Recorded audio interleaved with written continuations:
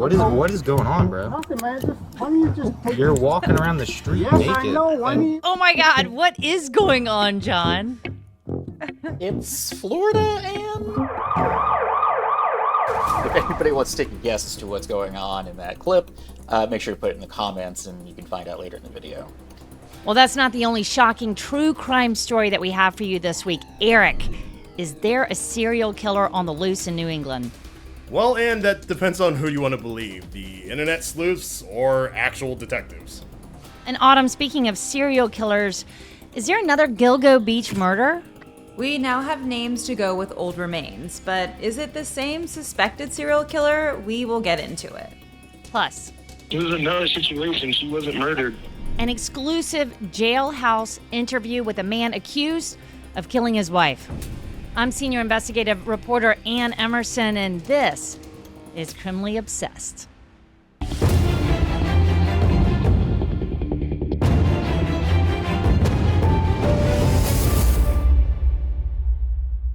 Hey, thanks for hanging out with us. We have some wild stories this week, and we want to know what you think of them. So please leave some comments and like and subscribe. And we want to start in New England, where various murders have residents running to social media in droves. Something fucking crazy is going on in Connecticut. Black Point in Rhode Island needs to be thoroughly investigated. They're saying that there's a serial killer in New England. Eric, you've been digging into these murders. Does it look like the work of a serial killer? Well, and it really depends on who you ask. Reports of up to 10 bodies have been found across 3 different New England states in less than 2 months. This has prompted people across the region to take to social media by the tens of thousands and fuel speculation that these killings are all the work of one serial killer. But on April 25th, police in one Connecticut town held a press conference about one of the bodies and made it absolutely clear that they believe that these are isolated incidents. We have no information that links our incident to anything else that took place within the state or outside in the surrounding area. Look, why is it hitting social media so hard then if they think that this is isolated incidents? Why are they saying that? Are they connected in any way? Is there any reason to think that these aren't isolated incidents? So the Facebook group that's kind of like fueling the speculation is called New England Serial Killer, and I'm actually a member of the group now because I wanted to look more into it and see like what these people are thinking, what they're saying. And right now, like the biggest connection I've seen is that like there are similarities, which is like, oh, they found a body in the river, or oh, they found a body in the woods, or like near like a bike lane, or like a biking area, or like a jogging area. But like for the most part, and we have experience in this, that's where a lot of people dump bodies in general, like all across the world, if we're really talking. So to me, like I'm looking at it, I'm like, yeah, I can see that like they're quote unquote similar, but like that's also like a sort of generic thing that we see when it comes to these kinds of crimes. How many people are in this group, by the way, Eric? I mean, it looks huge. Oh yeah, there's it like over 25K. Like I think right now it's at like 27,000.1 or something like that. It's a lot. And then on TikTok, it's like hundreds of people talking about this case, like amassing views of either the hundreds of thousands or even cracking into the millions. And look, the thing is, like, when you look at this community, like, I get it. Like, I absolutely get it. Because for the most part, and I was looking at some, like, the postings from, like, the admins of these groups, and they're just concerned. Like, they're just genuinely concerned because they live in the area. They just want to make sure that people are safe, that they're aware, and that's totally fine. I do think there is a level of grifting when it comes to some of these, like, TikTok personalities, where some of them I've seen seem a little Nancy Grace-ish, where they're just trying to, you know, kind of beef up the story. Some of those TikTok videos, and that's exactly how I mean, it's honestly, for me, like the Dunning-Kruger effect. Like, the less you know about something, the more you think you know about it. And especially in the age of social media, people, like, the more assertive you are about something, the more you're able to persuade everybody. And the less you know about something, often the more assertive you are about how little you know about it. So that's my... Well, and you're going to get these weird things like, oh, well, they had a blue shirt on too, or they were on a bicycle too, or whatever it is. I mean, you're going to be able to find, if you really want to find, don't you think, if you really want to find a common thread, you can often start finding it. It may not be something that law enforcement sees as a thread, but maybe that's what's tying these folks together. it's hard for people to just accept unknowing. Yep. So to say, well, these can't be random. Like, there's definitely one person who's doing all of these. Like, that's way easier to just like settle with than go, you know what? There's a lot of crime and people are messed up. The biggest thing that we've seen so far was a story out of Rhode Island where somebody posted a supposed letter from the killer onto the Facebook page, and they even made TikToks about it where there were details about bodies being buried in the sand, and this connects to the beach, this Scarborough Beach. So this all happened at like Scarborough Beach, where people were connecting dots that made them think that there were a bunch of bodies buried at Scarborough Beach, and eventually the police caught on to it, and they were like, okay, I guess we have to check this area out and just see what's around there. And they found nothing, and they wasted an entire day with cadaver dogs. There was nothing there, and no one, like you said, no one actually confirmed that this letter was anything real. And then when the police actually got involved and checked out this letter, the person who posted it was like, I'm sorry, bro. I didn't think people were taking me seriously. I'm writing a novel. I just posted it for fun so people can interact with it. It turned into this big spiral that didn't need to be a spiral. Really what comes down to it is like the wasting of police resources. Right, is but the frustrating thing. Also, I mean, should the police not be checking like that source first before they go out like with resources and do it? Like, come on. That's like, fair. I mean, that's fair. You're paid to do this. Like, I mean, come on. Like, you gotta check things off a box before you just go run out there and like follow some TikTok lead. Well, I'm dying to hear what people think about this. Like, I'm sure there's a lot of different opinions. I mean, we have we want to hear from you in our comments. Like, what do you think? Do you think that this could actually be connected somehow in these 3 states? Are you buying into some of the stories out there on the internet right now? Or do we really need to follow the law enforcement? I mean, right now, we just don't know. So please let us know what you think in the comments below. And we're going to stay with the serial killer theme. Our next story takes us to a place true crime fans know well, and that is Long Island's Gilgo Beach. We will follow every lead. We will pull at every thread until we can get justice for this mother and this child.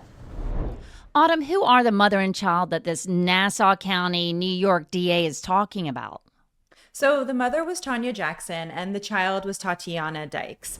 Now, Tanya's dismembered remains were found about 20 miles northwest of Gilgo Beach in 1997, while Tatiana's body was discovered off of a Gilgo Beach parkway in 2011. But neither were identified until recently. For the longest time, Tanya Jackson was referred to as Peaches due to a tattoo on her body, and Tatiana was simply known as Baby Joe. Now, the big question that everyone wants an answer to is, are these deaths connected to the infamous Gilgo Beach serial killings? Well, and just to remind everybody, we've got a suspect right now, Rex Heuermann, right, who he's accused of killing 7 women in the Gilgo Beach area. So, Autumn, what do we know? What are the authorities saying about any kind of possible connection with Gilgo Beach murders and Tanya Jackson and her baby? Well, look, right now they are not confirming or denying that there is a connection with that alleged Gilgo Beach serial killer Rex Heuermann. So there's a lot up in the air at the moment, right? Now they're releasing the identity because they want the community to step in and help solve their murders. Talk to me a little bit about what it took for them to figure out who she was and who her baby was. Yeah, so this case, took a long time to build.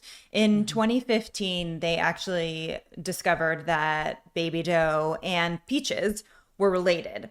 And after doing some investigation, they eventually caught up with the family, did some more DNA testing and interviews. And I believe in 2024, they actually confirmed who the identities of the remains belong to. Do we know much about like the MO for the Gilgo Beach murderer? Like, does it sound like this? I mean, with the dismembering of the body and like maybe even the location that they found it, like, does it sound like something similar to what he's done in the past? So the alleged Gilgo Beach serial killer Rex Heuermann, they actually found, I think they were calling it like a planning document that describes the methods for, quote, hunting, killing, and dismembering his victims. So we have a few things that match. We've got methodology. He did dismember his victims.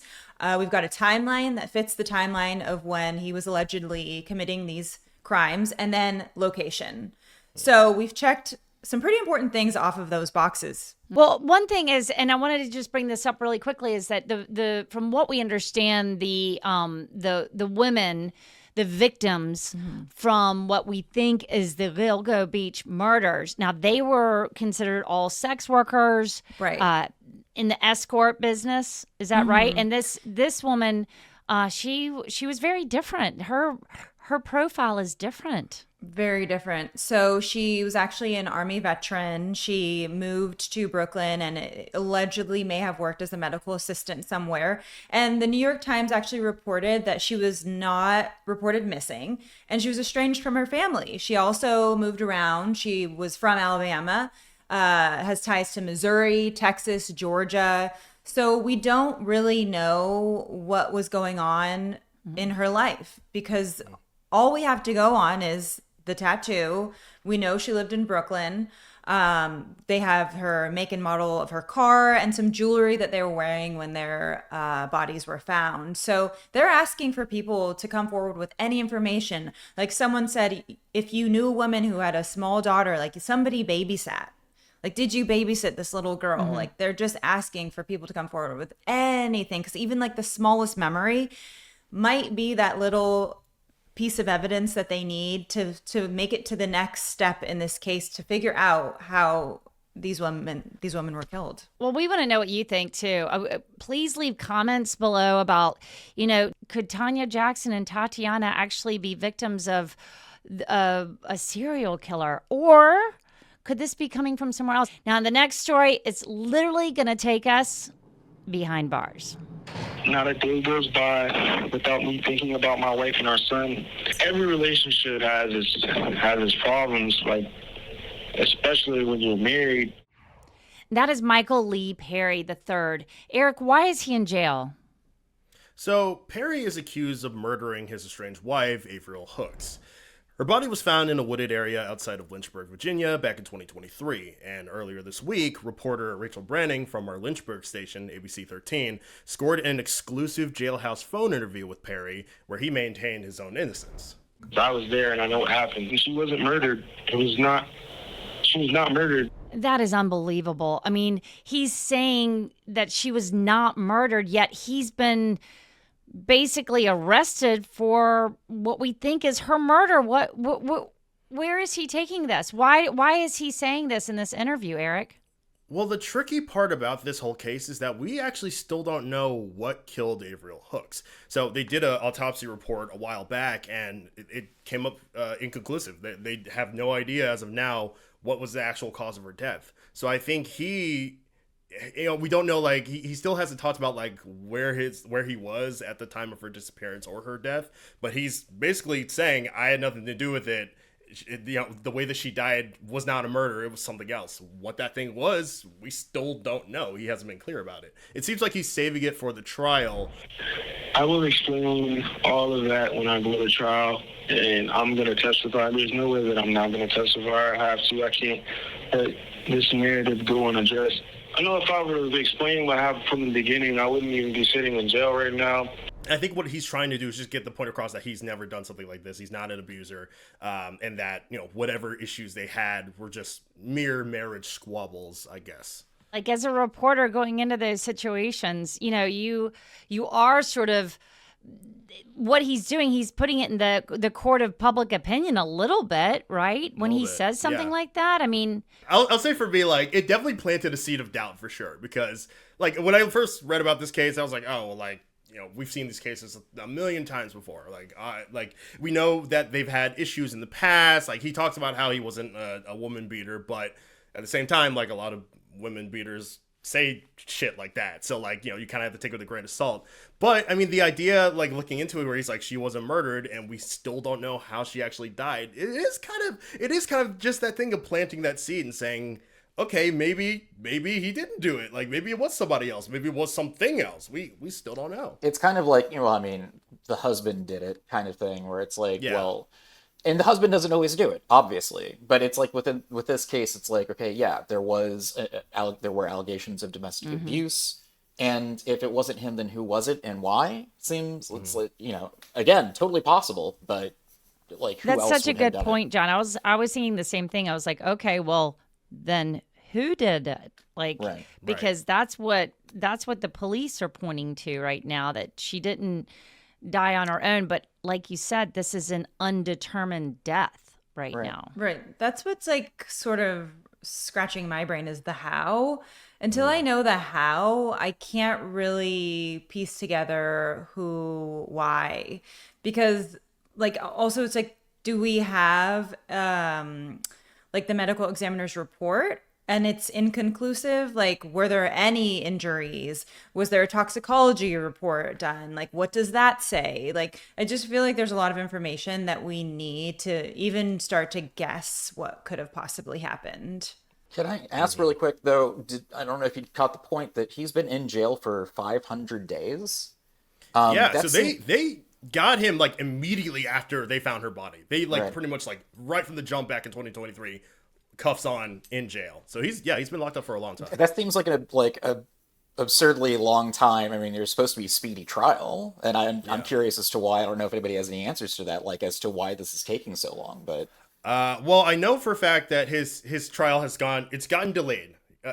It has gotten delayed recently because his defense lawyer apparently got sick, and the sickness was so serious that, like, he had to step down. So he just got a new lawyer in January. And that lawyer recently said, like, hey, because the case was supposed to go to trial like next month. He's like, I need more time, like to really like get all my things going. I need more time. And apparently, Perry really wants to get the trial going, which makes sense because he's been in jail for over 500 days. I think he's just sick of this. Well, I really want to hear what other people have to say about this too. Let's find out in the comments as far as, for him to come forward like this right now. Is that a good idea before he's actually even gone to trial yet? Does that screw up your chances? Is it used against you? I mean, let's see what people have to say in the comments. But we're going to get to our last story, and it's going to take us to, any guesses? Florida. And it involves, of course, a man, but not just any man. Now you're gonna be a little scared now. Don't worry about it. Everything's cool. What are you doing? Coming toward you. Everything's in here. Come on over here. I'm 10-12. The male is completely naked. He is unarmed at this time. Yes, you heard it correctly and saw that. The man is completely naked and on body cam. John, what's going on here? And let me introduce you to Matthew Hunter. Police say on April 26th, the 63-year-old tried to break into a woman's home with a knife. When they arrived, let's just say it was a full moon outside. How you doing? I'm doing all right. What's going Wow, on? you look good. What is going on, bro? Nothing, man. Just why don't you just take? You're walking around the street Yes, naked. I know. I mean, what is there to say? It's all right there. I mean, literally, it's all right out there in the open. What happened? It is. It's completely. You can see everything you need to see in this story, and then some. Yeah, thank God for blurring, right? He's not hiding anything. So the story is that a woman, shortly after midnight on the 26th of April, heard scratching at her front door. She looked out her window and saw her neighbor. Allegedly, this is what happened. He has not been convicted, but saw her neighbor outside, fully nude, and she said that she heard a knife scraping into her lock, trying to get in. Oh my gosh, that is awful. When the police showed up, they found he was walking down the street towards the police, and he just completely gave himself up to the police. Can we say nonchalantly? He was nonchalantly. He's like, yeah, come on over. Come on. He might be the first Florida man to like just give himself up immediately. He's like, you know what? You're right. Mm-hmm. Yep. You're right. I am definitely I've gone too Florida far. man today. This is too far for me. And he walks, I mean, it wasn't like it was a short little walk. It was like, I'm coming towards you. And he saw, I guess the neighbors came out because the lights were on and stuff. Yeah, there's one moment where he says, he's like, yeah, let's go over to your car. I'll tell you all about it. Hey, Linda. Hey, Linda. Yeah, says it to her as if, he caught her at like a baseball game or something, like just completely nonchalantly. Okay, what was this guy doing? I mean, we know that do we know anything about what was happening beforehand that sort of happened before this body cam shows us this naked guy walking down the street? So, look, in true crime, it's rare that you get like a fully funny story, and this is a pretty funny story. Of course, it's not going to be completely funny because there's a crime involved. And the fact is that he, according to his wife, he is married. They live down the street. He went down. The front door was open. He went into the house, and Matthew's wife had locked herself in their bedroom because she was afraid of him. Okay. She said that he had been drinking heavily that night and is also taking psychiatric medication. So, again, it's not He's all... off his rocker. Yeah, exactly. Allegedly, yeah. But still, you got to say, if you're naked and you're trying to break into somebody's house for God knows what, he handled it as best as you can. He was, clearly, I think part of this to being in that state and trying not to get shot. I think that's really what's behind him saying, I'm coming towards you, don't be afraid, or whatever. Yeah. So he's like, I'm putting my hands up. I'm putting my hands up. I was just going to ask, like, how would you guys react if there was like a balls out burglar trying to break into your house? Like truly. I would start screaming at him. Yeah. Oh my God. Can you think? away. I mean, that actually sounds like a horror movie. Like to have somebody scraping at your lock with the point of a knife. I mean, I kept on thinking about that part. And honestly, you guys, that is so scary to think some naked dude is out there like scraping the lock. That makes me kind of crazy. Said that she told him to go away and that he started screaming at her to let him in. So again, it's like, yeah, absolutely terrifying. Did she live alone? No idea how far he'd take this too if the cops hadn't come, which is also really terrifying. Yeah, I think the part of that too, like, okay, so what was he intending? The arrest record says that he was arrested for exposure of his sexual organs for which he did. Absolutely, unquestionably. We saw it. Like deviant misconduct or something like that, and burglary. Which why burglary? Great question. That was exactly my question. It's like, how did they establish that? He never says in the video or anyplace else that he was trying to steal anything. Oh, you don't see anything on him. He's just clenching. He's just clenching like whatever valuables he could, like right behind. Try to keep it all inside. No, that's but apparently, right. I mean, we've seen plenty of criminals that end up like ingesting stuff. But go ahead. Sorry, I digress. Go ahead. According to John. Webster's, the term burglary is just simply it's breaking and entering. Essentially, Yeah, it's not necessarily attached to theft. So that's accurate. He was apparently, trying to get into the house, but I don't have a good idea about or any good feelings about like what he was intending to do naked with a knife breaking into his neighbor's house. It was probably not theft.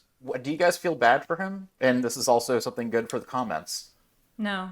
I'm going to do a big fat no on this one. As a woman, I'm with Autumn. If no. a man did that to me, it's like I feel bad for anybody that is going off of their medication, like period. But also like you only have so much empathy. Like you got to pick and choose where you give it, and I'm like, you're 64, like come on now, buddy. Like at that point that you shouldn't be drinking and doing that stuff, and like he's also got a previous history of threatening bodily harm to other people. Well, there you go. So. Okay. So Well, yeah, no.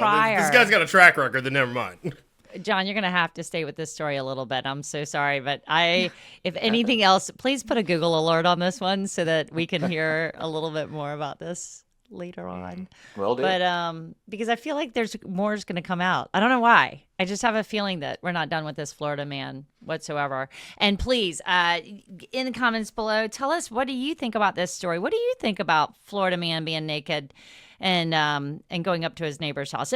And tell us what you think in general about any of our stories that we've been telling you about today. Thank you so much to my fabulous colleagues who I get to work with every day. Eric, Autumn, John, y'all are amazing.